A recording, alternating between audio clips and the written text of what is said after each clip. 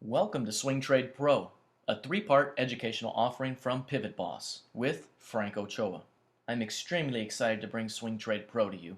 This course is by far the most extensive training that I've ever developed for swing trading, and I'm certain that you'll come away from this course a more confident, knowledgeable, and profitable swing trader. The course includes three powerful sections that are geared toward teaching you the essential knowledge needed in order to excel in swing trading. Part 1 introduces foundational swing trading concepts. These will lay the groundwork for the rest of the course. Part 2 will teach Pivot Boss entry techniques and swing trading setups. And Part 3 will tie the entire course together with trade and risk management. We've got a ton to cover in this section, so let's go ahead and get started with Part 1, Foundational Swing Trading Concepts. The four market phases. This is how we're going to start this course. These four market phases basically give us the structure by which we'll trade from the rest of the course. But first, let's talk about the personality of markets theory. The personality of markets theory, PMT, states that stocks tend to cycle through various personalities over time. Your goal is to only trade during the most favorable cycles, as these cycles provide the best opportunities. Essentially, a well-behaved personality is likely to remain well-behaved until it proves otherwise. That means a stock that trends very well, a stock that adheres to typical market structure, will likely continue to do so until proven otherwise. On the other hand, a volatile, unstructured personality is likely to remain as such until it proves otherwise. That is, if a stock is volatile, it has no rhyme or reason, there's a lot of volatility, whipsaw activity, it's likely going to remain that way until proven otherwise. It's also important to note that instruments will gradually switch between phases over time. So a stock's personality today will not be the same personality likely 6 months from now. They shift and go through phases over time. So if we're looking at a stock chart here of Boeing in a daily time frame, you can see that volatile personalities make it difficult to forecast future price direction and behavior. I mean, if you're looking at this chart, it's so volatile. There's a lot of crazy swings back and forth. It makes it very difficult to figure out exactly what's going to go on in the upcoming period of time. That makes trading exponentially more difficult than it needs to be. Instead, you should focus your sights on trading well-behaved stocks. Well-behaved price structure helps you better anticipate future price movement. And a bonus is that the clean trading, the clean price movement that is usually occurs within a well-behaved price issue usually facilitates more profitable trading. There's not a lot of crazy whipsaws. When you're in a trend, you're in a trend. When you're in a sideways range type of market, you're in a range market. But you can tell what's going on and you can anticipate upcoming moves because the issue is well behaved. So now let's talk about four market phases. And this is important because the personality of markets theory really says, you know what, trade only the best issues. And I know that is a silly thing to say because everybody knows that. Everybody knows, well, you know what, I'm not going to trade the crap. I'm going to trade something that looks nice, that trades well, that adheres to typical market structure. But so often is the case that traders have an itchy trigger finger and they will trade anything that moves. And you know, in this case, when it comes to trying to become a consistently profitable trader, what you want to do is trade only the best of the best because it leads to better and better and more profitable trading. So when we're talking about the four market phases here, we're going to learn the four phases of the market by which typical market structure usually adheres to. And the four market phases are accumulation, distribution, markup, and markdown. And these four market phases were pioneered by legendary trader Richard D. Wyckoff. And basically, these cycles help provide an understanding of the various periods or phases that price goes through. And when you're able to understand those phases, you can understand the cause and effect of what will happen with price. And that leads to better market timing. So what these phases do is they give you a heads up on the potential upcoming market phase. This allows you to anticipate and prepare for upcoming price movement, and those traders that can recognize market phases are able to identify the best profit-making opportunities. And depending upon the market phase, you're able to tailor your approach to the phase. And this is going to be extremely important throughout the remainder of the course because we're going to focus on these 4 phases for how we approach the market. Now, if we look at a quick graphic, a picture is worth 1,000 words. When you look at this graphic, you can easily see what accumulation, distribution, markup, and markdown are. Immediately, you can see that accumulation occurs ahead of an uptrending market, ahead of a markup.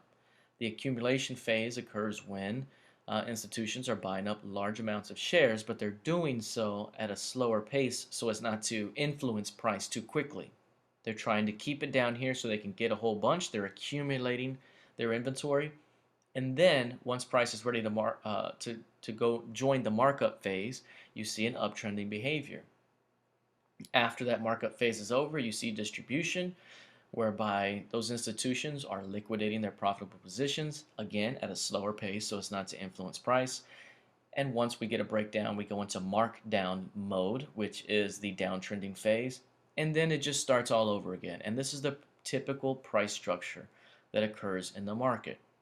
We're going to dump into each of these 4 market phases in greater detail, but the idea of the entire course is the accumulation and distribution phases are a necessity. They are the fuel that leads to a big markup or markdown period. The greater the period of distribution or accumulation, likely the greater trend we have afterward. And if we can identify those periods of distribution, we can then identify the easiest times to trade during those trending opportunities. You buy value on the way up and you sell premium on the way down. So we're going to discuss that throughout the course. So if we look at the 4 market phases in an actual chart, you can see this daily time frame of FLR. You show a clear and clean markup. Very nice uptrending behavior. There's never any doubt that the price is trending up. You see a blow off top here, typically called a buying climax. That buying climax tells you that buying is likely over. The automatic reversal that occurs here, the automatic reaction, usually sets the framework for the distribution to come. Then you see a period of distribution, lower and lower highs. Eventually you get the downside break, a period of markdown, where the trend is never in doubt, it's going down. After that, you see your selling climax, automatic reaction or reversal here, which sets the framework for the accumulation phase. You build out into an accumulation phase, and from there you get an upside break with a markup that follows.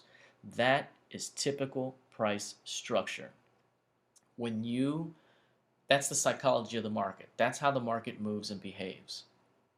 Now, as you saw with that volatile stock that we saw earlier, Boeing, I believe it was, not every stock does that. The personality of a stock will change from time to time, but it's your job to trade only those issues that are adhering to common market principles. And if you do that, you're able to identify buy and sell zones with the best of them and continually make money in the market. Now, what we're going to talk about in this course is deploying actionable trade ideas during the markup and markdown phases, and only trading during those phases, and primarily trading during those phases after a significant period of distribution or accumulation. So here you see a very clear phase of distribution. This markdown phase we want to participate in because this was a nice clean distribution that lets us know that once it gets going in that direction, it's going to keep going in that direction until you see that selling climax. The same thing here. We're likely going to see a very nice period of uptrending behavior after a period of accumulation. So these markup and markdown phases oftentimes offer the safest bets for trading because you can expect what's going to occur, and during those trending markets, it's easier to identify discounts and premiums. So let's talk about the first phase, which is the accumulation phase. The accumulation phase occurs when institutional investors begin buying up substantial supply of a given stock. This creates compression and usually leads to a markup phase. So what are institutions doing? Basically, they have the most money. They see value or potential value in this upcoming move, but beforehand, what they want to do is behind the scenes buy a ton of stock. They want to accumulate their inventory of that stock, but they have to do it over a longer period of time.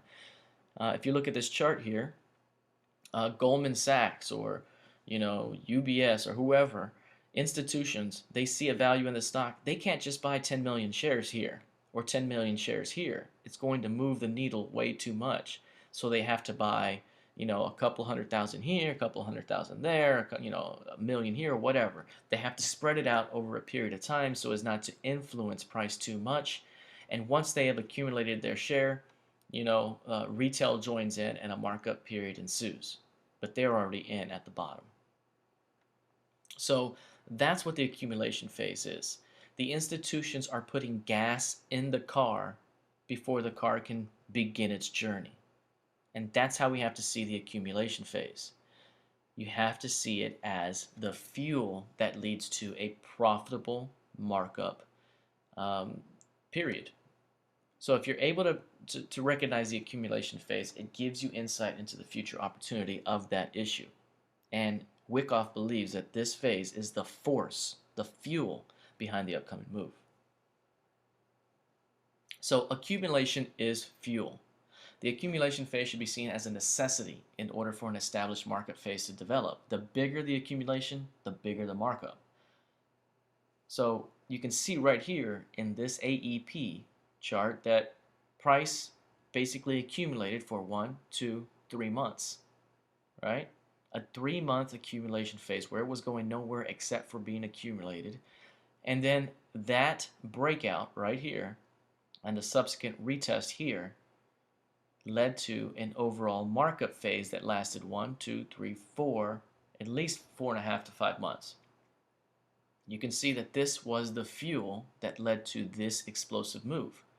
Once you get into a markup phase, every one of these pullbacks becomes a buying opportunity. You buy discounts on the way up, discounts on the way up, discounts on the way up, and you sell at premiums on the way up, right? That is the goal of the course. Identify the accumulation phase. Once you get that breakout, identify the highest value opportunity plays during the markup or markdown phase. Identify value. The cornerstone to profitable trading is understanding market structure and understanding the concept of value. If you can do those things, those two things, you can and will be a profitable trader. Classic accumulation, you can see here, again, many months of going nowhere, sideways, very clear support, very clear resistance. Price is just basically coiling, being accumulated. And then once it's ready to move, it's ready to move. And once you see that markup phase come out of that accumulation phase, these points become the buying opportunities. High probability reversal opportunities right here. This is an outside reversal candlestick pattern that leads to an explosive 2-3 week move. Again, a hammer reversal candle, several of them in a row in a range holding the overall uptrend. Boom, that's the buy the dip opportunity that leads to a premium sell opportunity up here. That is the goal of the entire course. And the good news is you're learning these initial foundational concepts now, and we're going to pound them the rest of the course, showing you how I identify these areas to buy and sell using the tools that we'll be learning in the course and the concepts and the techniques in terms of setups, in terms of entry approaches. I'm very excited for you to see the entire course, the entire 3-part course. is tailored in a way that it just layers this information on top of each other so that you can do this in your sleep. That is the goal. Now, of course, after you get a period of accumulation, you get that huge lift-off move. Sometimes we don't get a beautiful markup period that just continues to trend higher. Sometimes, after a journey, the car needs to refuel at the gas station one more time before you get another move. And that is called reaccumulation. The reaccumulation phase helps to extend the overall markup period. The only thing is sometimes this reaccumulation phase can sometimes look like a distribution phase, and that can be tricky. But there was no buying climax here. There was no buying climax to set the stage. No whipsaw reversal that was, the automatic reversal that helps set the other boundary. None of that. And that's usually your first clue right there that this is not a distribution phase. It's instead an accumulation phase. The other thing, look how it's trending up. Higher highs here, higher lows here. This one comes back to the prior high, but that's a higher high, a higher low. New high, higher low. So it is actually kind of, the reaccumulation phase is kind of sloping upward. That's another giveaway as well. But this can happen, so you have to be aware of it. Now the markup phase. The markup phase occurs after a period of accumulation and usually leads to a sustained trending move. This phase provides the best opportunity for trading. After you see a breakout from an accumulation phase, a nice, robust accumulation phase, that's usually the expansion after the contraction. If you've read my book, Secrets of a Pivot Boss, if you've followed my commentary on the website, pivotboss.com, if you bought any of my other courses, you always know I talk about contraction and expansion. Contraction, expansion, or compression and expansion. It's range contraction and range expansion. That's how the market operates. When the market compresses, it's like a coiled spring. It's coiling, it's coiling, it's coiling, and once it's done coiling, that breakout leads to the range expansion. That's what we're looking for. We're looking for the accumulation phase to provide the contraction and for the markup phase to provide the expansion. And when you have a markup phase like this, you buy the dip, you buy the dip, you buy the dip, you buy the dip. You sell at the premiums. And that's the goal of the trade. Or if you're a longer term trader, this is swing trading concept, so we're looking at 3 to 10 day moves. But if you're a longer term trader, you can use a weekly chart. You can get in on this break and you can just hold it for 3 months. That's position trading. So you don't have to get in at the dips here. You can just get in one time and hold it using a weekly time frame or a monthly time frame or whatever you want, or just hold it because you're that confident that a period of markup will occur after a period of accumulation. So price breaks out of accumulation phase and begins to trend higher. That's markup. The big money bought during the accumulation phase, and now the retail trader joins in, right? The retail trader joins in. They say, hey, there's some strength here. I'm going to buy, I'm going to buy, I'm going to buy, and it pushes price up. Demand increases for that stock. And when demand increases, value increases, right? Price goes up. This is the most profitable time to buy and also the safest time to buy. And according to Wyckoff, he believes that this phase is the direct result of the accumulation phase, and one of his rules is to only trade during a markup phase and only trade during a markdown phase, which we will be adopting. Here's a classic markup, and I love this markup because this is one that I remember seeing in real time. I remember looking at Apple with my friends back at the trading room at my prior company, and I remember this period right here. $80, and I kept remembering thinking, wow, institutions are pounding the 80 here, they're pounding 90, but price isn't moving. But you can see, look at the accumulation, look at the giant volume here compared to normal. This volume was being accumulated, and Apple just built out for about a good 6 months. That's a 6-month period of accumulation almost. And once it broke to the upside, I remember telling the rest of the folks at the trading room that we're about to see a big move. And I remember thinking we're probably going to get a move to about 150, maybe 170. And as you know, this accumulation led to a move of what, over 500-600 bucks eventually. But this markup phase right here, I don't know anybody who did not know that price of Apple was going up. Everyone knew that this was an established markup phase. Everyone saw the same pullbacks, and people bought. And I remember just writing, commentary that says buy here, buy here, buy here. And that's just what it is. It's looking at the accumulation phase, understanding what this means, understanding that this is the fuel that leads to the move. And if you can do that, you can then identify those periods of time when you're likely to see those nice, glorious trends, and you can identify the discount opportunities along the way. So they make for the best trading opportunities. When you have a very nice established markup phase, you can use any tool to identify pullback opportunities.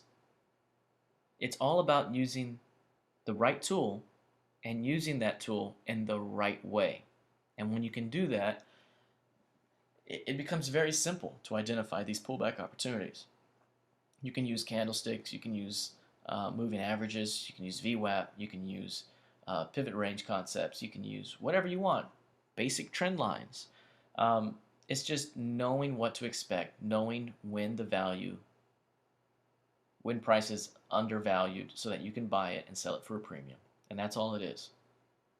And we're going to discuss my favorite ways to doing it, my ways that will basically give you a head start into adopting these concepts, profiting from these concepts, and then growing as you tailor the approach to your style, your methodology, tailoring it according to your increased experience level with using these concepts.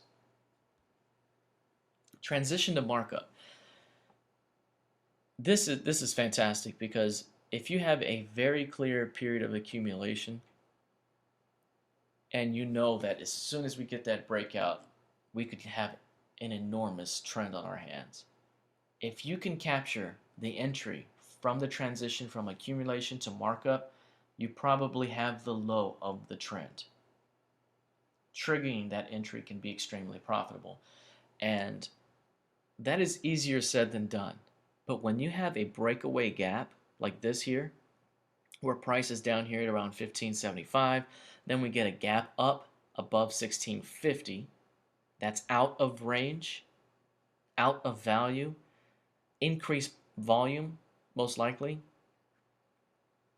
and then price comes down to retest the range and immediately is bought by responsive buyers. Initiative participants are going to begin moving the price higher. All of this is a perfect storm for an amazing move. And this is something that we're going to talk about in part 2 of this course, and how to trigger this entry. How to trigger this entry and get an amazing price.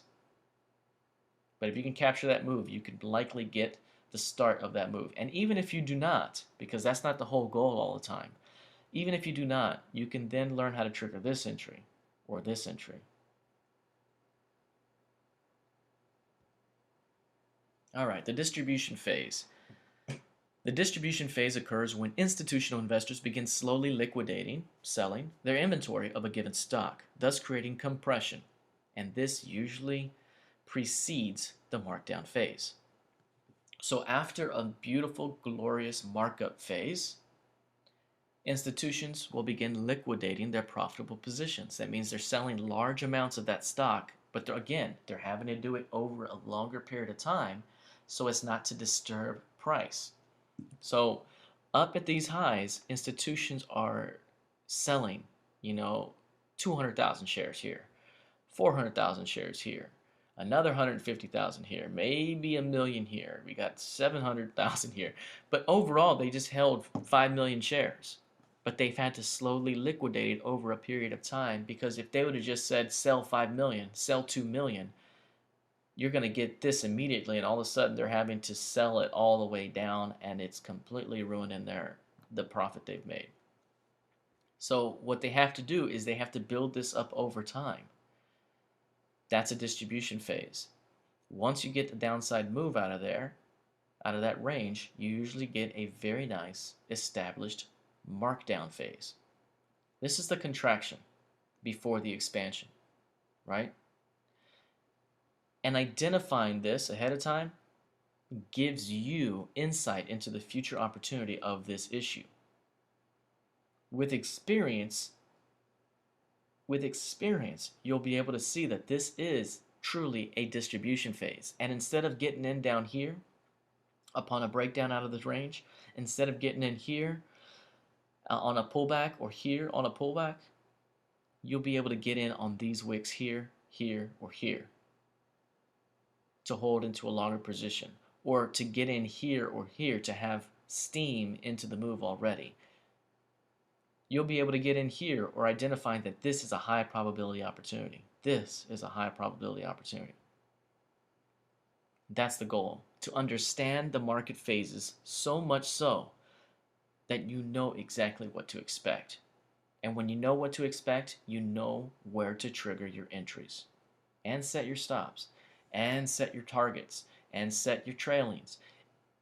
It all comes together, but it comes together by a proper understanding of market structure. Again, Wyckoff believes that this phase is the force, the fuel behind the upcoming move. When you're looking at a distribution phase in an actual stock here, what you see is very clear sideways move here. And I remember always being taught early on that if you consolidate at a high after an up move, that's usually a continuation pattern. And those are usually called consolidations. But this is not a consolidation. And that's the difference. This is not a consolidation. This is a distribution phase. This is a topping pattern. You see this rounding off behavior right here? That's a saucer. That's a rounded top right there. And this behavior tells you that this is a distribution phase. Now that doesn't mean that we can get a fake out and just rally through a high, because, you know, like in life, anything can happen in the stock market. But more often than not, this is not a consolidation that's going to lead to more strength. What this is a topping pattern. This is a distribution pattern. This right here is a buying climax. The buying is over right now, and now everybody is trying to get out. They're trying to book their profits and move on to the next opportunity. And when that happens, that's when you get your breakdown, and that's when you get your downside follow through via the markdown phase. And of course, every pullback in that down move becomes a selling opportunity. The distribution phase also comes with a redistribution phase as well. Just like the reaccumulation phase, you have the distribution phase here, you got the downside break, and then price redistributes along the way before the next move down. Again, this can be difficult to decipher whether it's, this is going to be an accumulation phase or whether this is going to be a redistribution phase. But one of the things that helps is that you're not usually going to begin an accumulation phase after such a short move down out of a distribution phase. This is too short a move. If this had been just a complete downtrend all the way, and then this range right here began to form down here, maybe that could be an accumulation phase. But this right here, it usually indicates that this is just a resting point. We're going to redistribute here, and then we're going to extend the markdown phase. Another thing to distinguish whether a distribution phase is distribution or accumulation is the way in which it forms. You have a downward sloping manner to it. Even though it's happening at the overall highs, each successive high is lower than the prior high. Each low is becoming lower than the prior low. That right there immediately tells you that things are not that good right now, and we're likely going to start a beautiful markdown phase. So if you get those series of lower highs and even lower lows, that tells you right there it's starting to tip its hand. That's the tell that lets you know that we're likely going to get a down move. Again, That doesn't mean it always happens. If we could certainly break up from here and keep going. This could just be a flag pattern, right? But that's not always the case. This is usually a good tell that we're likely headed lower.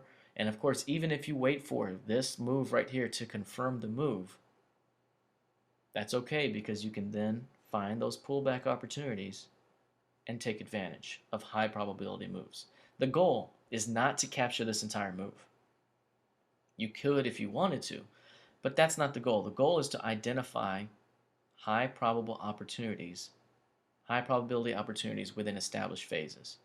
So being able to identify this pullback and capturing this little move, getting out, and then being able to identify this little bump and getting this little move, and then getting out, and then being able to identify this and capturing that little move and getting out, that's perfectly viable.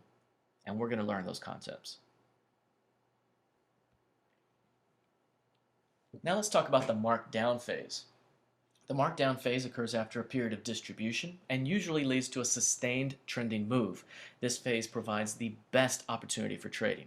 Price breaks out of distribution phase and begins trending lower. That is the typical structure. When you're trending lower in that manner, again, it provides the best possible phase for you to make money in. It high probability, unidirectional. You know that price is likely headed lower, so why buy? Why try to be the smart guy that buys low and tries to sell high? Instead, sell high and just try to buy back lower, right? You're shorting pullbacks on the way down.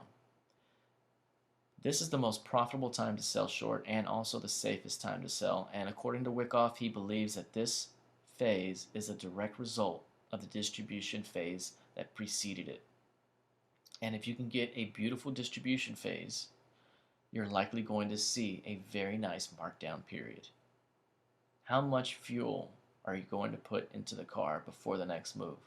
If it's a teeny tiny little distribution phase, then you see a teeny tiny move. If it's a glorious, beautiful distribution phase, you're likely going to see a glorious, beautiful markdown period. So this is what we're looking for here. This is a period of distribution. This one actually happened to be kind of sloping upward, and then this lower high here led to a break. Clearly this was a distribution phase.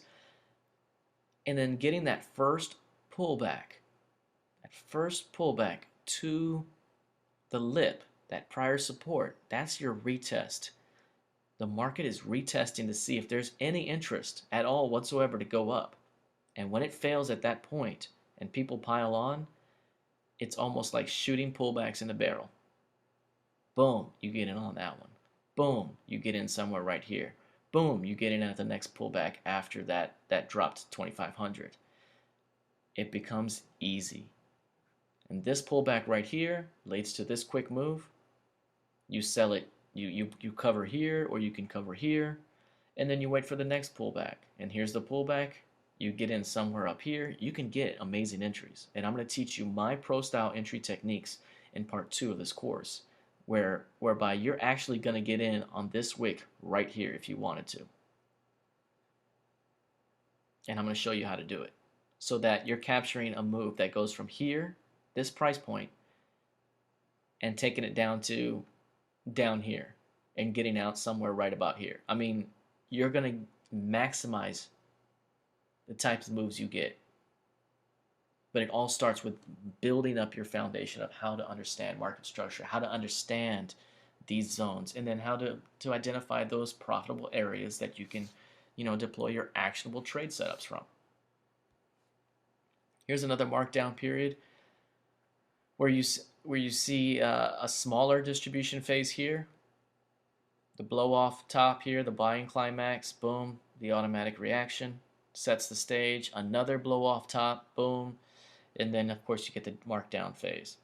Here, another buying climax, boom, boom, automatic reaction, holds down here and builds out a framework. When we get the breakdown, all these pullbacks become game, boom, boom, and you get the nice move.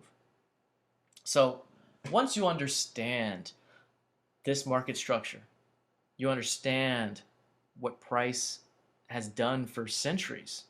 I mean, these concepts were developed by Richard Wyckoff 100 years ago. He was a legendary trader during the time of Jesse Livermore and other greats. These are the concepts that have stood the test of time, and they're going to continue to build in this manner. So once you understand them, do you really need a setup to trade these? No, you do not need a setup to trade this. You just need an understanding of market structure and value. If you understand value and discounts and premiums, and you understand how the market moves, you don't need a setup. You can just see the chart and know this is when to buy, this is when to sell. Now, of course, everything's easier with a setup. So I'm going to teach you some setups. A ton of setups, as a matter of fact, in part 2. But eventually what you'll find is you won't need those exact setups, because what you'll know is value and market structure, and those will lead to fantastic buy and sell opportunities for you. That's the goal, for you to know this so well that you'll always know when to buy and sell. So after taking a look at the 4 market phases and understanding those 4 phases, I mean, we've just had an in-depth discussion about them. From those phases, we have our axioms, our Swing Trade Pro axioms that we're going to use for the remainder of the course. Many of Wyckoff's basic tenets have become foundational standards of technical analysis, including the concepts of accumulation, distribution, and the power of price and volume in determining price movement. So what Wyckoff described 100 years ago still holds true today. And because of that, we have 3 axioms by which we will basically have the laws that we will use the rest of the course. And the first one is the best price moves occur when there has been enough time to allow for a period of accumulation or distribution. Understand that and seek out those instruments, those stocks, those futures contracts, those ETFs. Seek out those instruments that are in an accumulation phase or distribution phase, because then you know what to expect coming up, and you know how to attack that markup or markdown phase that follows. Axiom number 2 is only trade during the markup and markdown phases. If you can limit your trading to only the highest probability opportunities, you're going to become a consistently successful trader. Buy pullbacks during the markup phase, discounts. Sell pullbacks during the markdown phase, premiums. If you can limit yourself to only buying discounts and only buying premiums, that is the fastest path to consistently profitable trading. Imagine if you only bought things when they were on sale, how much more money you'd have. If you only sold things when they were at the best times to sell them at that point in time, you're going to have more money. Apply those principles that you apply in your everyday life to the stock market, and you can become consistently profitable. The third axiom, avoid trading during periods of accumulation or distribution. Don't do it. There's no edge. I mean, yes, you can trade in those zones. There's nothing wrong with trading in a trading range like that or those periods. But if you can avoid those periods, you're just saving yourself headaches. You're saving yourself money. Your bottom line is going to include more money if you avoid trading during those periods of time that do not offer the best times to trade. They're not the most conducive periods of time to trade. So these are the 3 axioms that we'll be using for the rest of the course. Now let's talk about value. We have market structure under control. Now we're going to talk about value, because the first part of being successful in trading is understanding market structure. What does the market typically do? How does it usually move? What is it doing when it's in this phase or that phase? Once you know that, then it's time to tackle value.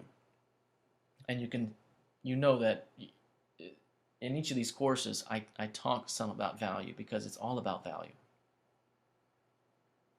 If you can understand value, if you can pinpoint when something's at a discount or something's at a premium, that's life lessons. Those are life axioms right there that you can carry with you in any phase of your life. You'll always know when to sell your business because you understand the value. You'll always know when to buy someone else's business because you understand value. You'll always know when to buy that condo. You'll always know when to buy this stock at the right price or when to sell. And that's important. So professionals understand value. And I know you do too.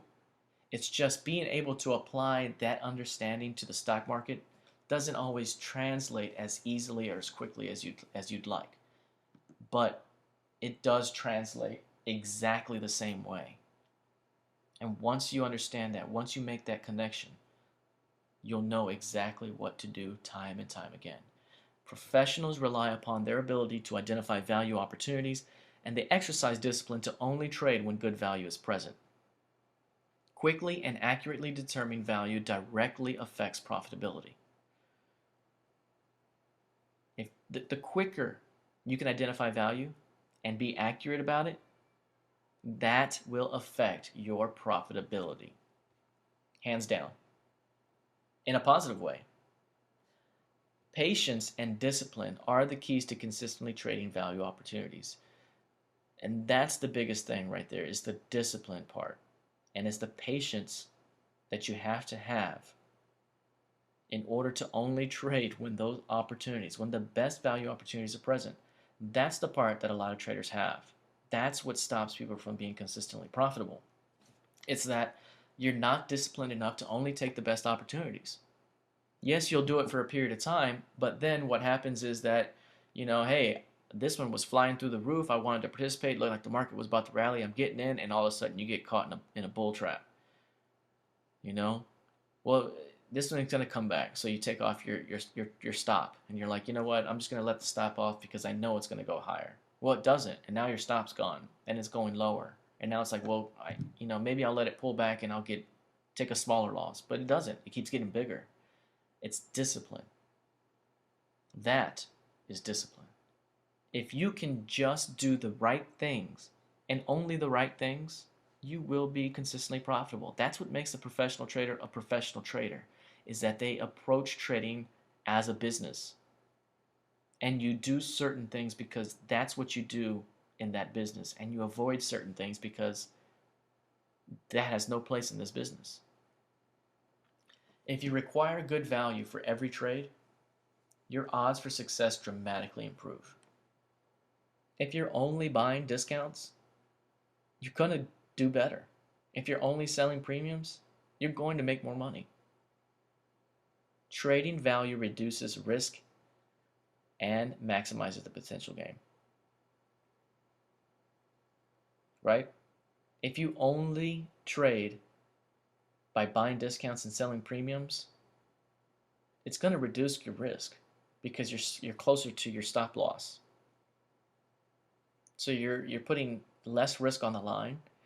But you know what? If that trade works out, you're in at the ground level, and you get to say when you sell it for a premium because everybody wants it. So now you're maximizing your gain. And so much good comes out of trading the right way. Now, of course, every single time I talk about value or I talk about market structure, I have to include this slide about auction market theory. Some of you may be tired of auction market theory, but it's these ideas, these concepts, these bullet points right here that basically give you a picture of what the market is about. If you can understand these points and they're in your brain every time you're looking at the market move up and down and you're watching a price chart, if you're watching price movement during the day, if you have these axioms, print this slide up, tape it up next to the chart, and you have these concepts in mind when you're watching price move, that's when you begin to understand what the market is doing. So then you can understand when to buy and sell at the right points. Auction market theory allows traders to make decisions based on market-generated data that is a reflection of supply versus demand. Basically, the market operates solely to facilitate trade. That right there is number one and always will be number one. The market operates for one reason and one reason only, is to facilitate trade between buyers and sellers.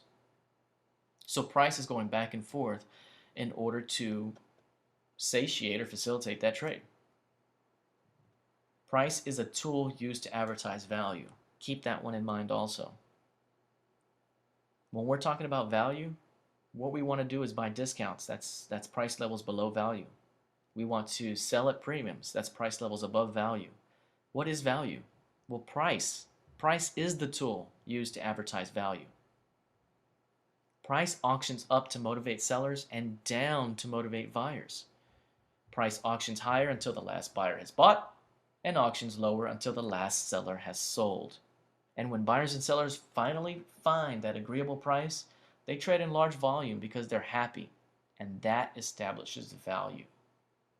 If you understand this and you understand the market structure, you know what the market's doing. You can understand exactly why price is doing what it's doing right now, and then you can take advantage of it. And here are the value basics that you need to know in terms of what value is and what are its characteristics. Professionals assess value in order to identify when prices are at a discount or at a premium. Identifying value is the cornerstone to profitable trading. If you can always identify value in your chart, you always know when price is at a discount and at a premium. If you can identify where value is in the chart, all you have to do is look below that value line, and you know whenever price gets there, that means it's on a discount because it's currently in a markup phase. Right? Price is used as a tool to advertise value, remember. Same bullet as the last slide. But here's the thing that makes it tricky. This is why it's so difficult sometimes to understand value. It's because value is the dominant variable in the markets. It is the variable in the markets. Variable meaning that it changes, and it changes all the time. Every time price moves, value is changing because the market, the collective minds of the market have differing opinions, and their collective opinions lead to what value currently is. And here's another kicker. Price is valued differently in every time frame. Right? So value in a 1-minute chart, there is value in a 1-minute chart, there's value in a 5-minute chart, value in a 15-minute chart. Value will change. That value in a 1-minute chart will be different than the value from a daily chart or a weekly chart or a monthly chart. So not only do you have to understand value, you have to be able to understand that it's changing all the time, and that because it changes all the time, it's also changing in every single time frame. The good news is you don't have to know the value in every single time frame. You just have to know the value in the time frame you are trading. You can even hop up a level and look at the value in the one time frame higher than you're trading, one time frame lower, so that you're always jiving and you're always trading in unison with those. But as long as you know value in the time frame you're trading, you can be profitable. But you have to understand that value is different across time frames, and it's always changing. The other thing to know about value is that historical value maintains significance into the future. So where value was calculated in a prior period of time can still be very significant heading into the future, because price and the market will want to retest those prior value zones. And if the test passes, that's a good jumping off point to move higher and further price discovery. If the test fails, that basically loses confidence in the current move, and then you see a downside move. So historical value can maintain significance. And of course, the last 2 points, demand drives value and change in value reveals demand. It's all about supply and demand, right? The less supply, the more demand, the higher the price. The more supply, the less demand, the lower the price. That's what it's all about. That's the market. That's the market for every single product or thing you see with your eyes right now. If you look around your room, every single thing has a market. and every single thing has supply and demand attached to it. What we're doing is looking at the supply and demand of stock prices. Professionals look to buy undervalued opportunities, and these are discounts, and they sell overvalued opportunities, and these are premiums. That's just the way it is, and if you can do that, you can be consistently profitable beyond whatever you ever thought you could. Discounts and premiums. This is a very important section that I'm excited to talk about, because I always talk about these opportunities in my other courses and in my analysis that I write up for the website. But discounts and premiums, I wanted to make it an official thing so that you can understand it, and I'm going to point it out on all these charts that we look at. We're going to start looking at charts here in a second. But I want you to have these words kind of ingrained in your brain. So every time you see a discount, you attach the word discount. So when price pulls back from a high and it's in a markup phase, immediately you look at that pullback and what you think in your brain is discount. That means price is on sale and you want to buy some. And when price is at a high or a new short-term high, that's a premium. And you want to sell at that point. You want to sell at a premium, whether it's shorting to establish a new position or whether it's selling to liquidate a position. That's what you want to do with a premium. You want to attach that name to it. So you're always thinking in terms of discounts and premiums, discounts and premiums. So what I've done here also is you can print this slide out. You can cut up this little square here, these little rectangles, and paste them to your trading wall. And now you always have these ingrained in your brain. So a discount is any deduction from the nominal value. And basically I have bullet points here. Cheaper than fair value, that's what a discount is. Excess supply, decreased demand. And the goal is always to buy below fair market value. That's a discount. Always buying below value offers the quickest path to consistent profitability. Buy discounts during markups. That's going to be our strategy for this entire course. And you cover short positions at discounts during markdowns. On the flip side here, you have premiums. A premium is any sum above the nominal value. Number one is more expensive than fair value. So price is more expensive than fair value. That's a premium. Low supply, increased demand. The goal is to always sell above fair market value. That's your goal for this course. Always selling above value offers the quickest path to consistent profitability. If you can do number 4 on both discounts and premiums, that's your goal for trading, always and forever. Short premiums during markdowns and liquidate long positions at premiums during markups. So these two concepts will lead us through the rest of the course. I mean, this part 1 of Swing Trade Pro is called Foundational Swing Trading Concepts. And every single one of these is something that will be a foundation for your swing trading approach, but for your approach for everything you do in the market.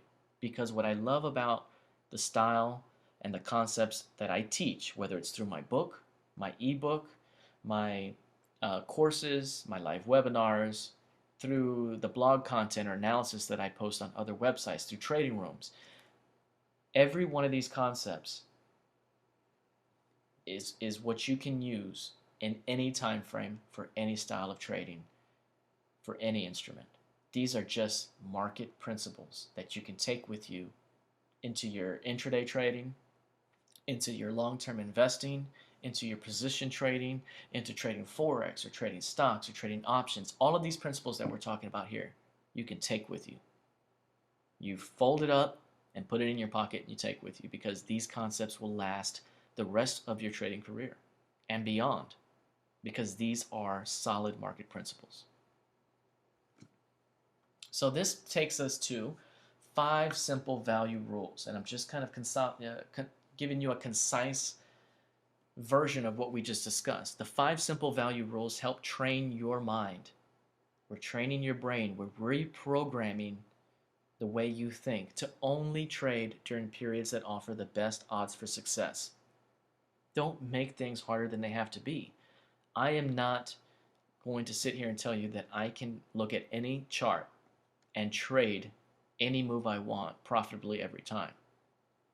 I don't have to. If I look at a chart and I can't make heads or tails of it, I move on to the next one, of which I can tell heads or tails from it. Because there are, what, 10,000 stocks out there? There's going to be one that's doing something very nice that you can take advantage of. So you do not have to waste your time trading the crap. You trade what adheres to proper market structure, and you trade in a way that provides a path of least resistance.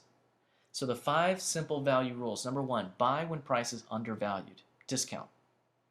Sell when price is overvalued, premium. Buy when prices are trending up, markup.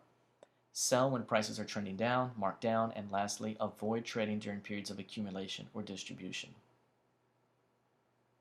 What I love about these 5 simple value rules is that it's telling you a concept. Buy, discounts, sell, premiums. Then it's telling you when to do it. Only do this during a markup phase, only do this during a markdown phase, and then it's telling you what not to do. Don't try to trade periods of accumulation or distribution or any of the other muck that you can't understand. These 5 rules you can carry with you, and if you do these rules, simple. It can be as easy as you want or as hard as you want. I prefer to make it as easy as possible. All right, now we're going to get into the meat and the tail half of this course, part 1. And we're going to talk right now about identifying value opportunities. We just talked about value, discounts, and premiums, and how that relates to what we're doing. Now, how do we identify value now? How do we identify value opportunities? Your ability to quickly and accurately identify value opportunities, that's what sets you apart as a trader. And when you can set yourself apart as a trader that can accurately identify value opportunities quicker than the next guy and more accurately than the next guy, you know what? You've become a pro trader that makes more money than the next guy. Identifying value opportunities can be both easy and difficult, right? Because remember what we talked about value. It's easy. During a markup phase, we know when there's a discount, those pullbacks. That's easy. But it can also be difficult because remember, value is the dominant variable in the market. It's always changing, and every time frame has value, etc., etc. What you have to do is make it easy for yourself. Once you master a few simple concepts, you'll be able to easily identify value in any chart. Any chart. You won't even need an indicator if you don't want it. You can just have pure price, pure volume, and you can look at that chart and know what to do. When you're able to identify discounts and premiums, limit your trading to only these opportunities. Remember, limit your trading to only the best opportunities, the high probability opportunities that provide a path of least resistance. So here are the tools of the trade. These tools of the trade we're going to carry with us throughout the rest of the course, and we're actually going to have some very detailed entry techniques and detailed setups as a result of these 3 tools of the trade, especially in part 2 of this course. But right now what we're going to do is just introduce the tools, not so much how to enter and exit using them, but we're going to introduce the tools, we're going to look at them on the charts, and then we're going to explain the nuances of using these tools for what we've just discussed. So the first one is going to be PEMA. And the PEMA method is the pivot-based exponential moving average method that I created and is basically available as a free download as a 50-page free ebook from my website. And these pivot-based exponential moving averages, everyone has access to. Even if you don't use the pivot-based portion, even if you just use a normal calculation of exponential moving averages, or even if you use a simple moving average, it doesn't matter. You have access to moving averages. I'm going to show you how to use them and use them in the right way. Moving averages are simple. Everyone has access to them on their trading platforms, and they're very easy to help you identify the trend and subsequently its value opportunities. And the best way to use them are when they're stacked and sloped. And I'll show you what that means in a little bit. The pivot range is going to be the other thing we use here. This pivot range I talked about in my book, Secrets of a Pivot Boss. And of course, Mark Fisher introduced the book and introduced the pivot range in his book, The Logical Trader. And basically, this pivot range we're going to use as a method for identifying monthly value areas. And by using those monthly value areas, we'll be able to identify those zones that are ripe for the best buy the dip or sell the rip opportunities. If you can do that using this indicator, you can go very, very far. And lastly, I'm going to introduce volume weighted average price, or VWAP. And this is a classic indicator that basically reveals a real-time value line based on actual transactions. It is one of the most powerful tools available to traders, and that's why I built an entire module around it. I probably created the most functional, versatile, flexible, customizable VWAP indicator you've ever seen at my prior company. And that's why I truly believe in this indicator. But the one that you have will suffice just fine for the most part. And I'll talk about what sets the VWAP apart from other ones when we get to that section. But basically, this real-time value line basically just gives you, it's almost like Cliff Notes. It just gives you quick and dirty, this is value. And all you have to do is look at, is price going up or is price going down? And you know exactly where to buy and sell. If price is going sideways and the VWAP line is flat, well, there's no edge, but you can still identify those discounts and premiums regardless. These tools can help you identify some of the best swing trading opportunities in the market. You just have to use them in the right way. And I'm going to show you how coming up here in the next section and also in the parts 2s and 3s coming up. So identifying value. This is Kimberly Clark in a daily chart, and this is the chart we're going to look at here for the next few slides. Every time you look at a chart, this is just a very clean price chart. Your goal is one of two things: either to identify periods of accumulation or distribution that are ready to transition into a markup or markdown phase, or to identify an already established, currently in the markup phase, a stock that's already established and currently in the markup phase or markdown phase. If you can do that, then all you have to do is use the tools of the trade to identify the best action zones. Here's accumulation and the markup that followed. So if we're looking at this with pivot-based exponential moving averages, it looks like this. During the markup phase, every pullback to the first and second levels of the PIMAs offer great value opportunities. So here's the accumulation phase. We got the breakup. Now we have our 3 pivot-based exponential moving averages. And I use 3 because the top one gives me the short-term, medium-term, and long-term lines of that trend.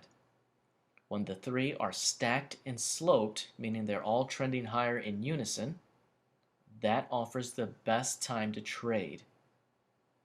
And the best opportunities are a result of a stacked and sloped environment. It's easy to see that every test at the first 2 lines, those are the discounts. The new highs within the uptrend are the premiums. You want to buy the discount and sell the premium. Buy the discount, sell the premium. Buy the discount, sell the premium. And because value is such a different thing, remember we talked about value being the dominant variable in the market and also value being different in any time frame. It's all about, it's all relative to what has just happened. Look at this right here. This is a premium and this is where price is. Now look to the right. Price is at the exact same level, but it's no longer considered a premium. It's now considered a discount. It's all relative to what has happened. And this is a discount compared to recent price being here, not as a result of price being here. So it's all relative and it all works just the same. You just have to be able to identify those periods that offer the best entry and exit points. Now if we look at the next chart, or the next slide here of the same chart, now you have the pivot range. The pivot range are these three lines, and these three lines are created by using the high, low, and close price information from the prior month, and those gives you the levels for the upcoming month. So now if you use the high, low, and close for May, it gives you the levels for June. And you can see there are various widths associated to it, and we talked about pivot width analysis before and how it helps you identify periods of contraction and expansion. But also, it's important to note that these pivot ranges are value areas. That's how I see them. I see these as value areas. Because of this movement here, the formula or equation for the pivot range says value is from here to here for the upcoming month. And you can see how price adhered to that value.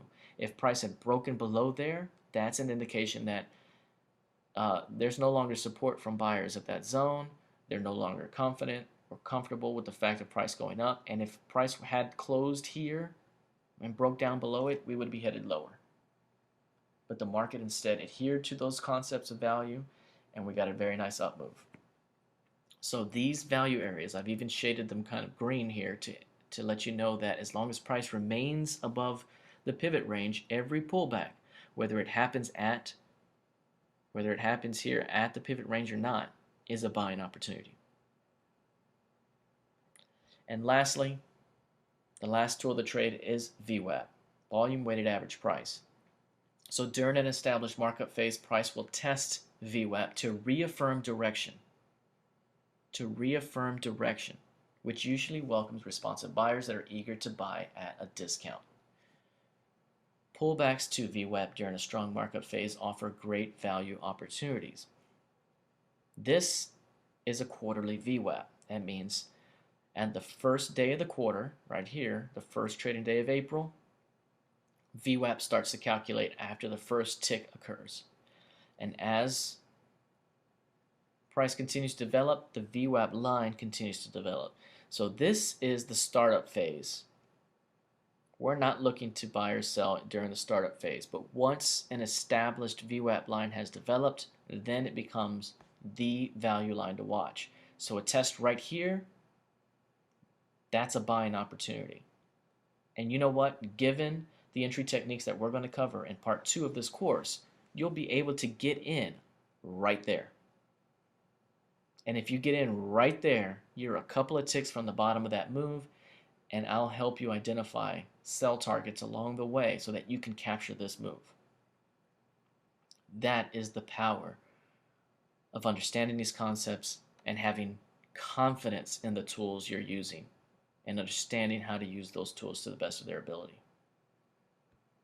All right, so now that we've just gotten an introduction to those 3 tools that we're going to use the rest of the course, we're going to look at those 3 tools in more detail in the next 3 sections of part 1. The first one that we're going to cover is pivot-based moving averages. So, PIMA. The pivot-based exponential moving averages provide an easy method for identifying value opportunities during trending markets. Using moving averages has been around for decades upon decades. Professional traders, institutional traders, hedge fund managers, they've used these for a long time. It is a classic traditional approach. The problem is most retail traders don't quite know how to use a moving average. I know when I first started trading, I completely looked at moving averages in the wrong way. And because I was looking at them in the wrong way, I deemed them basically useless to my style of trading. But now that I understand market principles much better than when I first started 14, 15 years ago, I I understand their value and how to use them to my advantage. And now, a simple 1 or 2 or 3 moving averages can help you identify amazing opportunities. You just have to use them right. So here's the goal. To use 1, 2, 3 moving averages, I typically like to use a 13, 34, and 55. I give you other variations here on the next slide, but this is usually what I use. That's my cure-all for everything I'm doing, for the most part. And when you have a premium, price is in a markup phase and moves up to a premium, you can sell that premium back toward the moving averages. That's called a mean reversion trade. Or you can wait for price to come down into the buy zone, the trigger zone, and this move right here, this test, the successful test, can and will lead to a bounce up to new highs. This is your action zone. This is the action zone. My goal for you is to be able to get in as close to the bottom of this candlestick as possible so that you can maximize your move with the smallest risk possible. And when the MAs are stacked in slope, it provides the best potential trading opportunity during a markup phase. So pivot-based exponential moving averages visually reveal value opportunities during trending markets. Again, simple and accessible. Everybody has access to them. They're simple to use and understand. Multiple moving averages help you to easily identify the trend and the value opportunities. And again, I use the short term, medium term, and long term. So a 13 period, 34 period, and 55 period moving averages. And when they are stacked in slope during an established markup or markdown phase, it's like shooting pullbacks in a barrel. So getting started with pivot-based exponential moving averages. First of all, if you don't have my free ebook at pivotboss.com, go ahead and get it. It's a 50-page ebook that used to be part of my actual book, Secrets of a Pivot Boss. It was a chapter in that book. I removed that chapter because I felt like the concepts have been talked about before, and I wanted completely fresh material in my book. And I decided to take it out, make it free so that you can understand my writing style, understand where I'm coming from, and have some actionable concepts that you can profit with if that's the only thing you read from me. So I would check out that 50-page ebook, and it gives you a head start on these pivot-based exponential moving averages.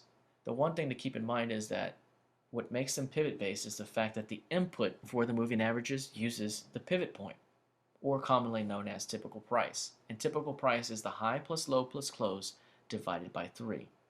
That's the input.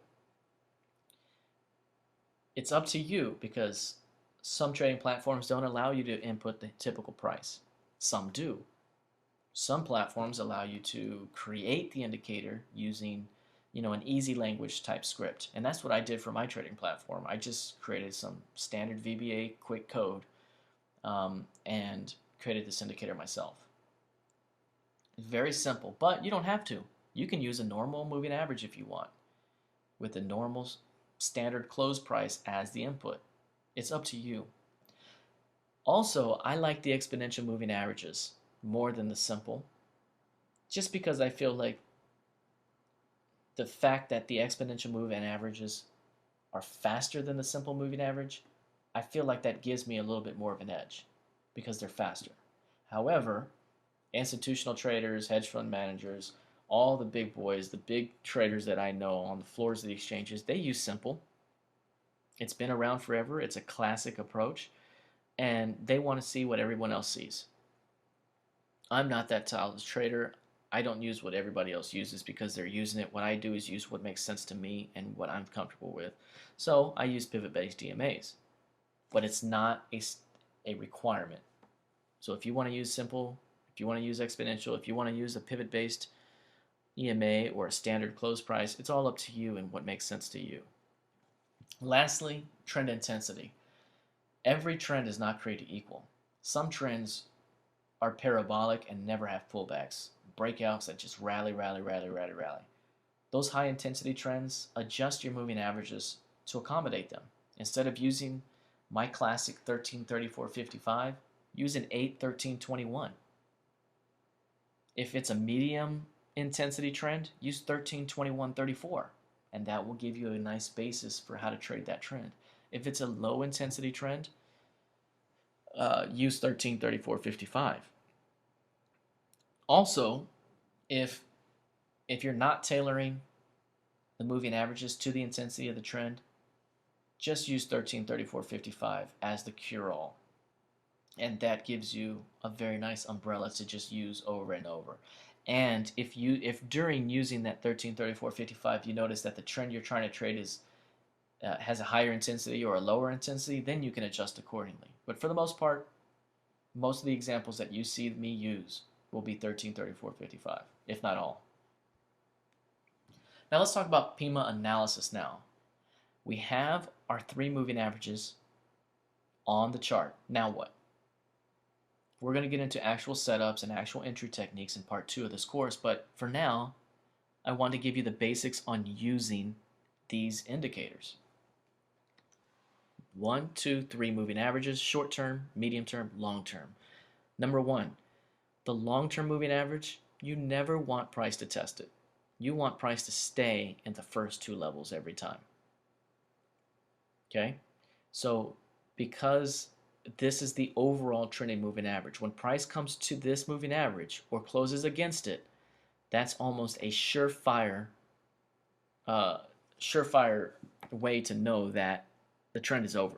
So you never want it to come over here. You don't want to play a pullback off the bottom moving average. As a rule, that doesn't mean it can't work or it doesn't work. It's just as a rule, you want it to bounce at the first 2 lines. Secondly, you want the moving averages to be stacked and sloped. They're stacked, which means the short term is at the top, medium term's in the middle, and long term's on the bottom. That's how it should be. They're stacked appropriately and they're sloping upward. If they're sloping upward, that means you have a very nice markup trend in process, or sloped downward, a very nice markdown trend in the process, and that will give you your typical market structure, and you know how to trade that. You buy the dips at the discount opportunities and you sell at the premium opportunities. All right, the next thing, for the most part, you want to be able to buy at the center. You want to buy the reversals off the center because that tells you that you've had a decent pullback and the trend is trading in a way that it should, meaning higher highs, higher low, higher highs, higher low, higher highs, higher low, higher highs, somewhere over here, higher low, and then the trend kind of breaks up after that. But you want to be able to know what to expect. You want it to be typical price behavior, and that means coming back to the center line. Now sometimes that won't happen and instead you get a bounce off the top, and that's cool too. That's perfectly fine. You just have to know what to expect and how to play those opportunities. But these discounts, over and over again, those are the buying opportunities. These premiums, over and over again, that's where you liquidate your trade. You hand back your position and take your profits, and you wait for the next one. So value opportunities always exist during a markup phase, when the PIMAs are stacked and sloped. And basically, during a markup phase, you're going to get pullbacks along the way, and your goal is to identify those pullbacks during a stacked and sloped environment. But when you see that buying climax, which is right here, do you see how this is just normal up move, then bounce, then normal, then bounce, then normal bounce, then normal move, and then boom, you get a big move, and then you get that buying climax that pushes to the top, and then boom, slams to the bottom, and then you have the automatic reaction to boom, slam down to find the base there, and then the automatic reversal back up. This is a classic pattern for building out a distribution phase. That is the onset of distribution, which means the trend is now over. So if you're trading these happy little pullbacks for several months, and then you take your profit up here and you see this happen, this is not a discount buying opportunity. Stay away. This is now the beginning of distribution. Go find something else. So buying discounts on the way up will work, until they stop working. Just like personality of markets theory, a well-behaved stock will continue to be well-behaved until it proves otherwise. This right here, the markup phase will remain into the markup phase until it proves otherwise. This buying climax is the first cue. This automatic reaction is the second cue. This bounce back up is the third cue, and then you begin to see the box build out. All right.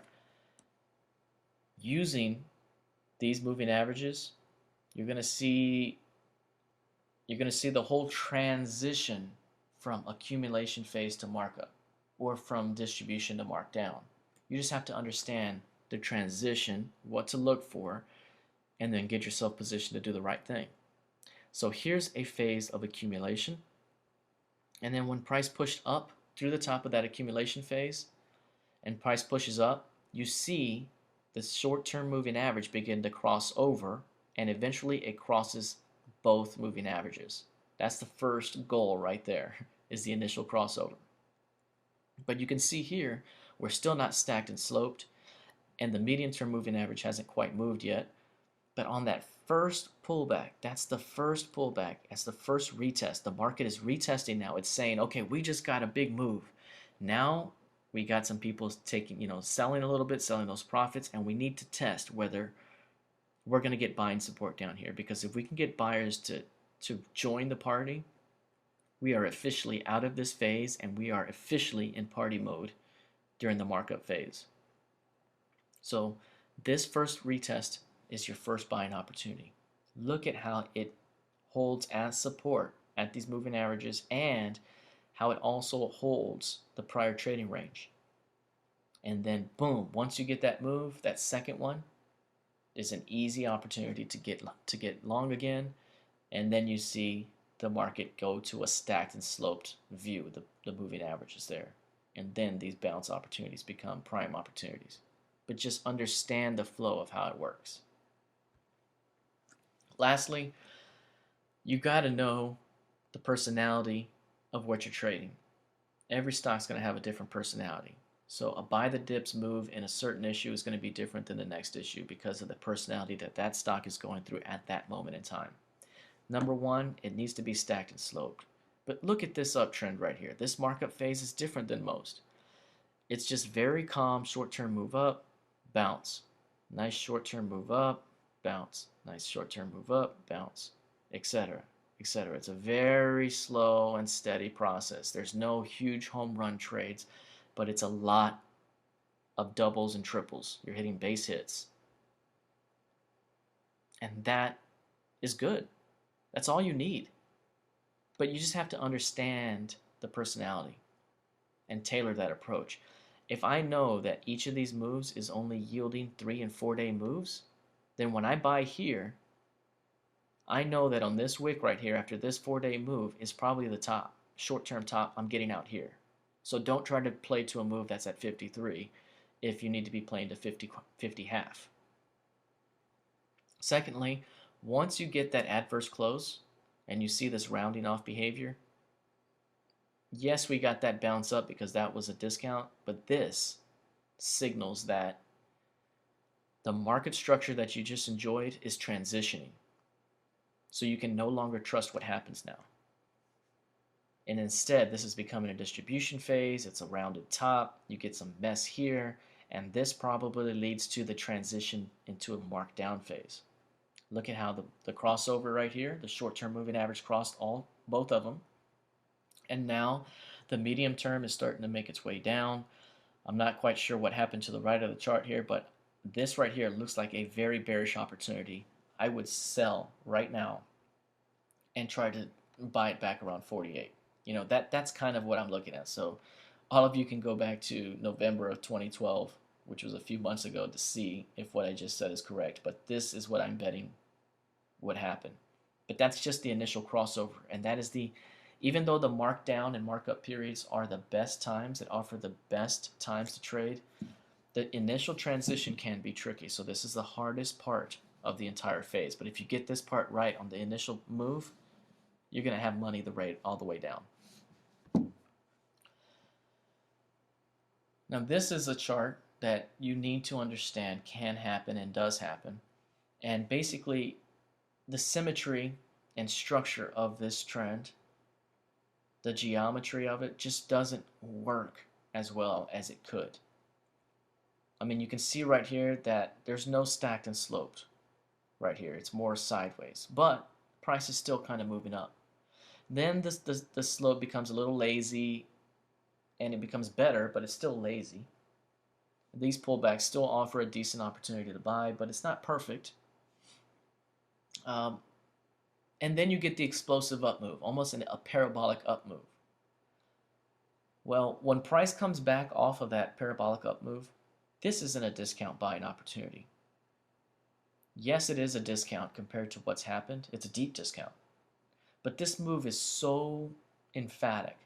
This move is so explosive here. There's too much distance between your overall trend EMA and where price was, that this reaction right here is just something to stay away from. Don't try to buy the dip here because it's not likely to work out. Something's going on here and you have the rubber band effect instead. That rubber band effect could lead to an overall transition that leads to a move down or a sideways move. This is not a great markup phase. Yes, it did lead to some great moves, but there's other opportunities that are better. Like this one. This is a very nice markdown phase, stacked and sloped. Here are your discounts. Discounts, discount, discounts, right? Discount. These are your discounts. That's where you're covering your short trades. These are your premiums. Boom, boom, boom, boom. This is where you sell. So you try to get this quick move down. You try to get this quick move down.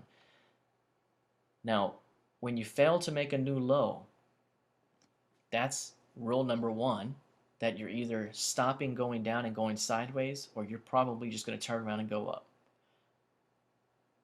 And you can see that when we bounce back into the EMAs, no selling occurred. Instead, you crossed above them and the game is over. And now you're either going sideways or you're going to go up. But you're not going to go down. At least not for the most part. And even if it does, it's not in the right structure for you. Just go on to the next one who is exhibiting proper trending structure. All right, now that we've covered the PIMA approach and the 3 moving averages that we're going to use for that approach, we're going to talk about the pivot range analysis now. The pivot range analysis, for those of you that are familiar with the pivot range, you should be very familiar, especially if you've read my book, read my analysis on my blog, some of the other courses, etc. Pivot range analysis should not be new to you, but I'm going to tailor the concepts and the ideas around to this course so that you can begin to mold the concept of the pivot range into something that really helps you in swing trading. The pivot range is a multifaceted indicator that reveals value areas in any chart and time frame, and that makes it easy to identify great bargains in the market.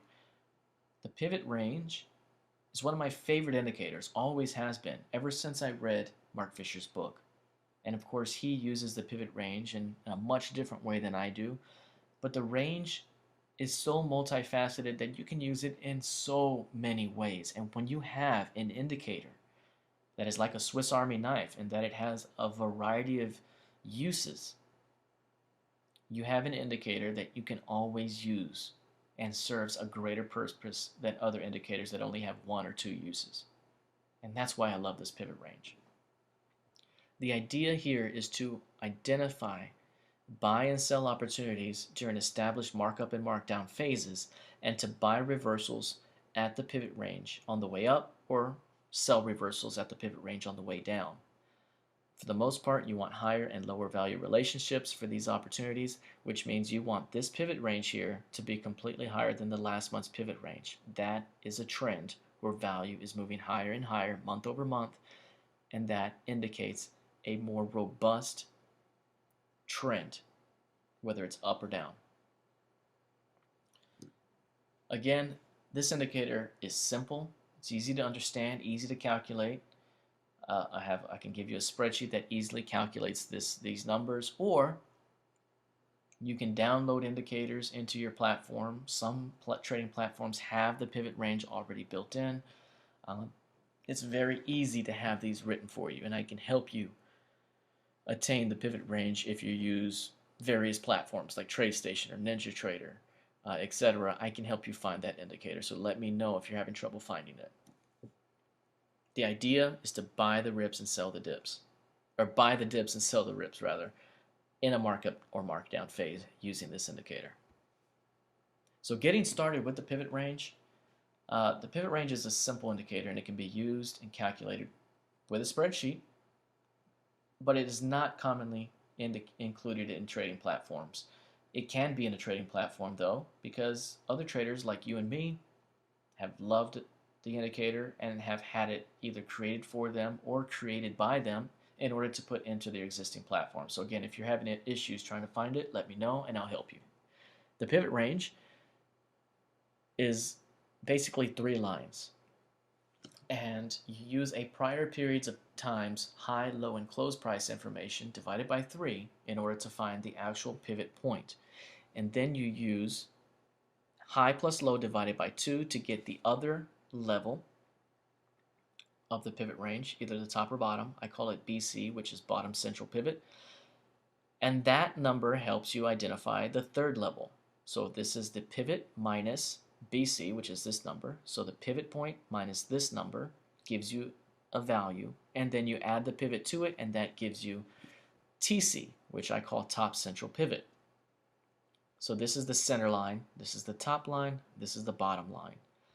It's important to note that depending upon what price has been doing, sometimes the bottom line can actually lead to, the bottom line calculation can lead to the line that creates the top line, and this calculation can give you the bottom line. So bottom central and top central are not set in stone, but that's what I call them because generally that's the way they look. What's great about this indicator is that it's flexible, super flexible. You can use it for any time frame that you want. You can use it for daily, day over day, week over week pivot range, month over month, a yearly. So last year's high, low, and close gives you the pivot range for the upcoming year. You can do a 3-day rolling or a 2-day rolling, 5-day rolling. There's so many ways you can use it. What we're going to do for the most part in this course is use monthly. Last month's high, low, and close information will help generate the pivot range for the upcoming month.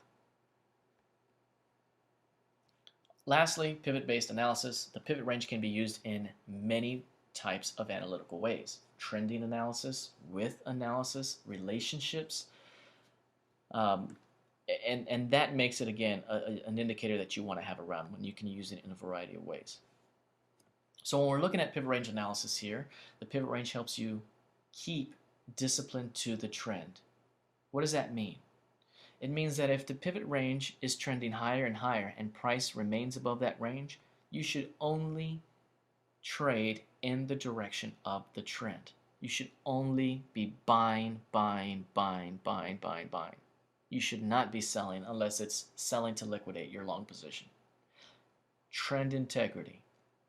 It helps keep you disciplined to the trend. If the value via the pivot range is higher and higher, that means price is in a markup uptrend, and you should be looking to buy those pullbacks on the way up. Keeps you disciplined to the trend. Every one of these pullbacks is a retest of value, and when value continues to hold, it helps the market stay focused to the upside price discovery at hand. When it gets this pullback and it remains above the pivot range, that's still a good discount buying opportunity. So the goal here is to buy discounts. Price tends to remain above the pivot range during highly bullish markup phases, and when it does, every pullback to the pivot range, you buy that discount. You buy this discount. You buy any of these discounts here, because that's what you do during an uptrending market. After price breaks out from the accumulation phase, you're likely going to see a markup phase. All you have to do is identify when to buy and sell on those pullbacks and at those premiums. Each test at the pivot range is the market retesting value. It's a reassurance. It's what the market does. When you have this distribution phase right here, giant distribution phase and a downside break, what did the market do right here? First, it came up to retest value. Price comes up and it's saying, okay, traders, what do you think about price being right here? Instead of more buying happening, sellers piled on. Well, that's all we needed to know. Let's move down. Price moves down. Okay, now let's retest that prior value and see what people think. Oh, more selling. Okay, boom, let's go down. Retest value, drop. Retest value, drop. Retest value, drop. When it comes up and it retests value, and instead of sellers piling on, and it closes above the pivot range for the first time in months and months and months, that adverse close tells you that the markdown phase is likely over. Go find something else to trade because price is likely either headed sideways or up from there. And you can see as a result of this close price above the pivot range for that month, it led to a development of the pivot range that was higher than the prior month, and now you have a 2-month higher value relationship, whereas before they were all lower and lower and lower. That's how you can see the change in that trend, in that markdown. You're literally seeing the transition from markdown to either markup or accumulation. Here's another example here where you have a very distinguished distribution phase, which leads to a glorious markdown phase. Here's an inside value relationship, which is one of my favorite setups ever known to man. That's when the value area via the pivot range develops inside the value area or the pivot range of the prior month. That usually leads to a breakout move, and that usually sparks your markdown period. Now this can form back here, but it's not going to work out because the development is still occurring. But when this occurs during a phase where a breakout can't happen, that's the one you need to pay attention to. After a couple of months of doing that, this is perfect. We get the downside move. You want to sell a premium. That first pullback, that's when you get short. You can get short as close to this pivot as you want, and now, boom, you're in the move. And as soon as you see an indecisive candle down here, that's likely your premium, and you're going to see a pullback. You liquidate and cover your trade here. You make a very nice move. When price pulls back, that's another pounce opportunity for you to get short. Here's a pivot range where you can see the transition is seamless at times when you have well-behaved stocks. This will never happen in a volatile, unstructured chart.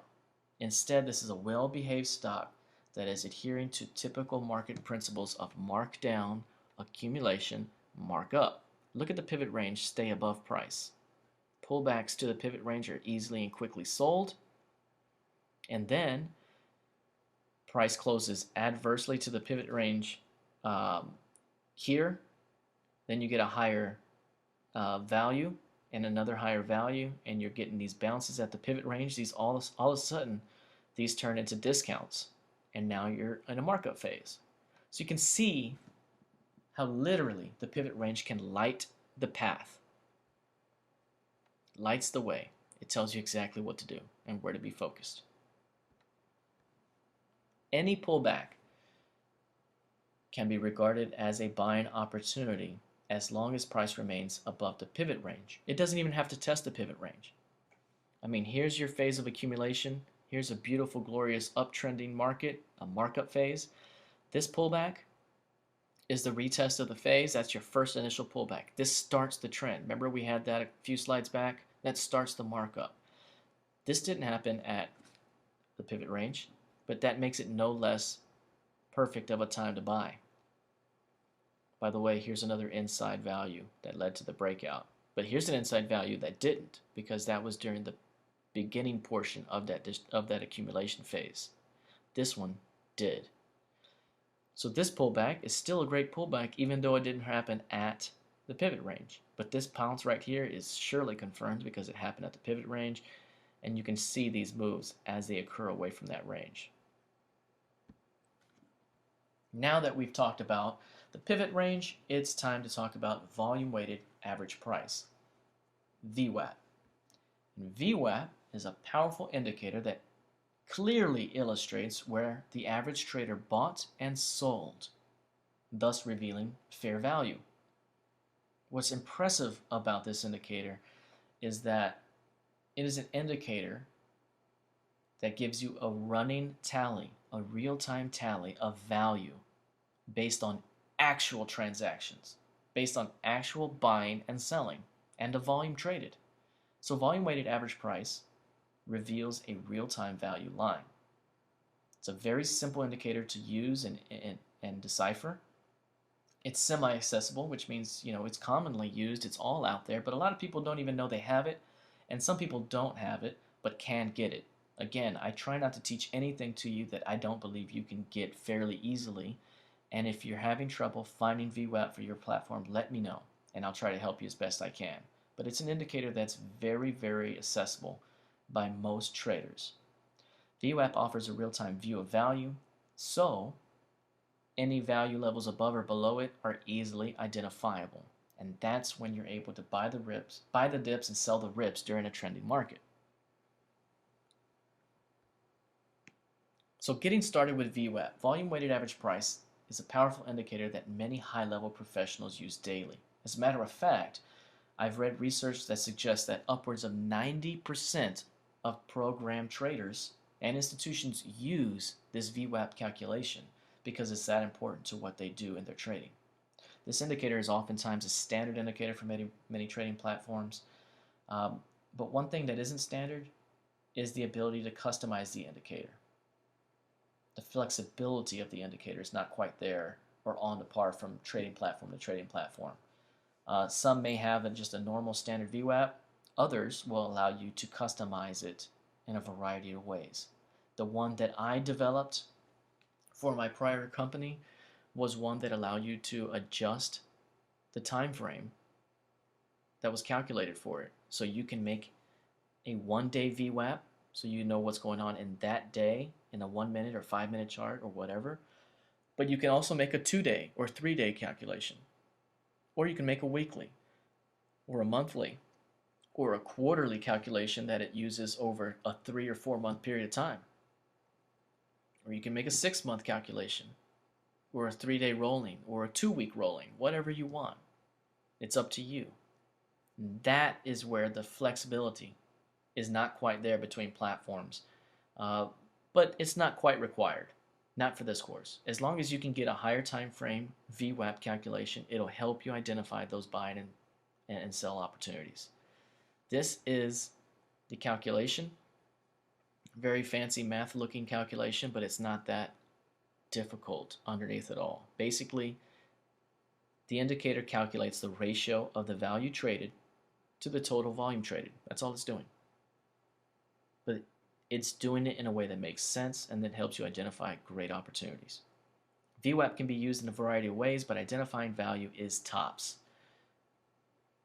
And the idea here is you buy at or below value in a bull market, you sell at or above value in a bear market, and in a neutral market or trading range market, you sell above and buy below. It's that easy. It really is. Let's look at some charts. The VWAP matrix. The VWAP matrix is something that is a graphic that easily shows you what the common thought process is of the professionals that use this approach. The professional traders, program traders, institutional traders, they use VWAP. This is their rules for engaging VWAP. These are the commonly accepted rules and results that occur as a result of these rules. The VWAP matrix basically shows you that if you buy below VWAP, generally it's going to lead to a profitable trade. The idea behind that idea is a profitable trade, basically. If you sell above VWAP, that's generally considered a profitable trade. If you sell below VWAP, that's aggressive selling, sparked by initiative participants. If you buy above VWAP, that's aggressive buying, sparked by initiative participants. So you can see here again, you can cut these out, paste them on your fridge, show them to your kids, explain to your wife that this is what you do. Action, buy below. The result, profitable trade. Action, sell above. Result, profitable trade, etc. This basically gives you a handy little lookout of how to use this indicator. So if we look at some charts now, you can see that VWAP analysis here shows a dotted line. I'm using a quarterly calculation, which means that it's 1, 2, 3 month period calculation. Right? That's what it is. 1, 2, 3 months here calculated. It starts here. This one ends here and it goes backward. That 3-month calculation kind of gives me the flow of higher time frame value in real time as VWAP continues to develop. You can see here that in this period of accumulation, it's basically a trading range type of market, and VWAP is flat. During a flat market, any level above it, above VWAP, that's a premium. Any level below it, that's a discount. You can always trade if you have VWAP on your chart, no matter the type of market. Now what we're going to use it for is during that markup phase. When VWAP is trending higher, a move into VWAP should be seen as a buying opportunity. A move away from it will be seen as a premium opportunity that you'll sell. And when you drop down into VWAP, that's a discount that you buy. When it rallies away from that level, that's a premium that you sell. You're going to identify these zones time and time again using this indicator. That's the goal. You can see here that regardless of the trend, VWAP will always show you where fair value is on the chart. Your goal is to identify that fair value in a trending market and then either buy at or below it in an uptrend and sell at or above it in a downtrend. Now I know earlier, this is very important, I know earlier I talked about this being fair value.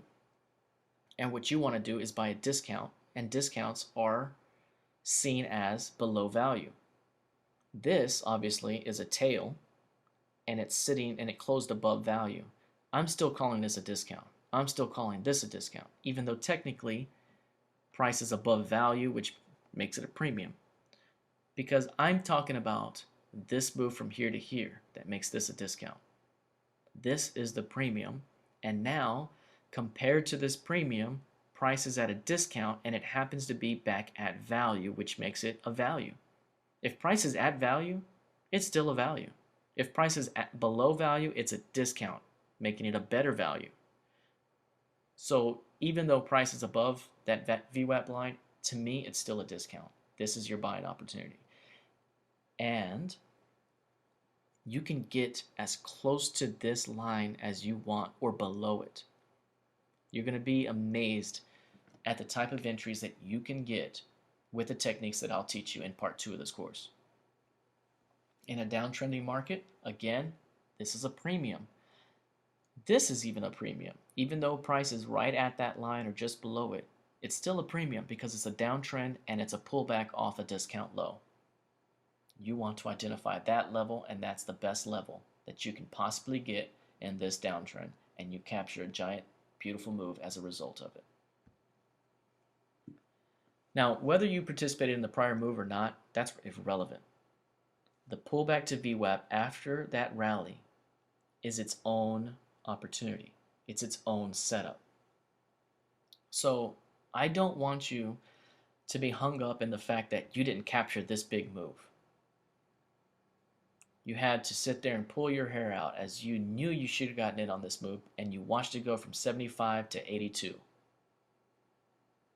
That has no bearing on this opportunity.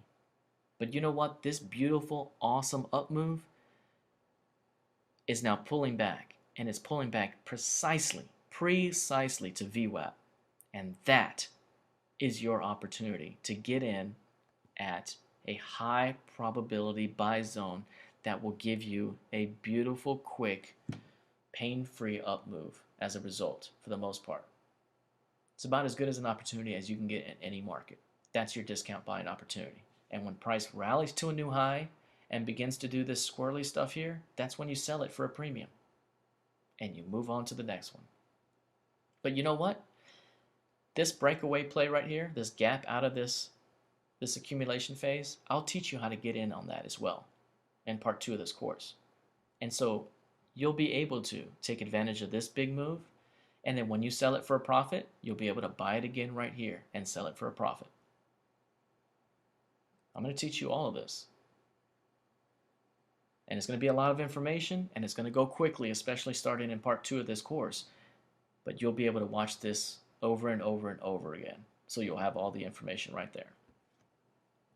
Here's VWAP analysis here for a trending market where we have a beautiful up phase again.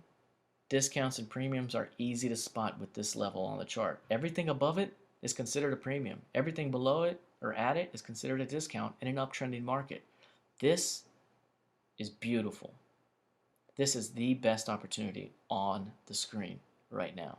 When you have the indicator developing, this is the warm-up phase. You don't really pay attention to it quite yet, but it's coming out of an accumulation phase or a minor accumulation phase, and you get the huge move up. That's bullish. So now when you get this move down, and that's a retest of value, buyers are going to defend that zone. The people that missed out on this move want to participate, and there's going to be an influx of buyers. The people that cashed out here are going to want to re-up their position here. You're going to double, triple, quadruple the buying that occurs. Look at this volume spike. Look at this move up that occurs. This is the spot to get long. That's your discount buying opportunity.